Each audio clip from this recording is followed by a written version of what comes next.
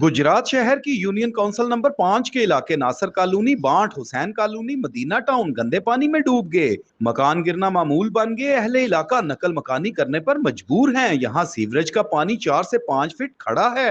कब्रिस्तानों और राब्ता सड़कों समेत रिहायशी मकान पानी में डूबे हुए हैं।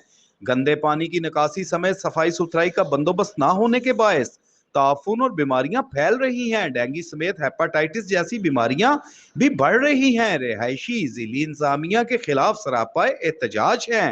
अहले इलाका ने रोज न्यूज से गुफ्तगू करते हुए बताया कि हम इस नासुनी के मोहल्ले के रहशी हैं, धक्के खा कर थक गए हैं और आपके जो कमेटी वाले हैं वो भी इधर आके मुआवजा करके चले गए हैं, लेकिन हमारी कोई बात नहीं सुन रहा है। हमारे स्कूल भी डूब गए हैं, हमारे वालिदैन की कब्रें भी डूब गई हैं। वज़ीर आला पंजाब साहब अगे साडी रिक्वेस्ट है, साडी बस्ती नासर कॉलोनी पूरी डुबी है, कोई सवेरे कोई रस्ता नहीं। दुरानिया जमीना ਦਾ ਸਾਰਾ ਓਵਰਫਲੋ ਹੈ, ਤਕਰੀਬਨ 5 फुट पानी है, जिन्हें साढ़े 3 कब्रस्तान भी नजर ही नहीं आ रहे, गुम हो गए भाई। आप देखें इस इलाके के बच्चे जो है ना, गंदगी, मच्छर, डेंगू वगैरह, इतना मच्छर है यहाँ का। बच्चियां साडियां जानियां स्कूल या बाजार जानियां ने बीबियां भैणां ते पानी दा रस्ता जेड़ा ना वो खराब पानी ने कर छड़िया। ज्यादा ही सप्प भी ने पानी ते पानी दी निकासी दा भी राह कोई नहीं। अहले इलाका जिला इंतजामिया के खिलाफ सरापा एहतजाज है। उनका इसी चौधरी परवेज लाई से मुतालबा है कि निकासी आब का दरीना मसला फौरी तौर पर हल किया जाए। कैमरा टीम के साथ सैयद आबिद अली, रोज न्यूज, गुजरात।